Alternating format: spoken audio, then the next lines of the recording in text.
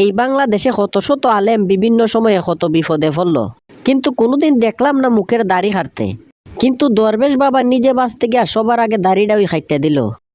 আসলে মূল কথা হইল আলেমরা কোনোদিন জালেম হয় না, উল্টা জালেমরা নিজের অপকর্ম ডাকতে গিয়ে আলেম সাজে। এইটা হইল আমরার দরবেশ বাবার অবস্থা। এই দরবেশ বাবার তো অনেক টেকা পয়সা, টেকার উপরে ঘুমাই হইলেও কমইব, কিন্তু বর্তমান সময়ে এই টেকা পয়সা তো তার কোনো কাজে আইল না। আরে দুনিয়াতে একটা কথা হয় না যে অর্থই সকল অনর্থের মূল। দরবেশ বাবার কারণে এই জিনিসটাও তুই আজকে প্রমাণিত হইছে। রাস্তা সঠিক না থাকলে এই টাকা পয়সা কোনোদিন কোনো কাজে আয় না। রাস্তা তো দরবেশ বাবাই ঠিকঠাকই ধরছিল। বাংলাদেশের সব বিমানবন্দর যেই জায়গার মধ্যে বন্ধ, সেই জায়গায় দরবেশ বাবা নৌকা দিয়ে চাইছিল দেশ থেকে বাইরে যাইতে। আইনের আত্মবাজান অনেক লম্বা।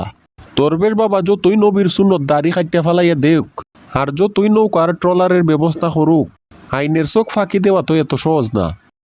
তাইলে বাবা দরবেশের শেয়ার মার্কেট আর বিভিন্ন রকমের কোটি কোটি টাকার ব্যবসা, এইগুলা এখন কিতা হইব? আমার মতে দরবেশ বাবার যত খালা টেকা পয়সা আছে, এই কুটা আন্দোলনে যারা ক্ষতিগ্রস্ত হইছে, সবগুলা টেকা পয়সা তাদের পিছনে ব্যয় করা উচিত। আসলে এই কথাটা সঠিক। এই কয়েকটা দরবেশ বাবা মিল্লা বাংলাদেশটারে ফুরা খালি জুরি বানাইয়া দিছে। এরার টাকা পয়সা বিদেশ থেকে ফিরত আইনা এখন এই খালি জুরিটারে বরাট করা লাগবো।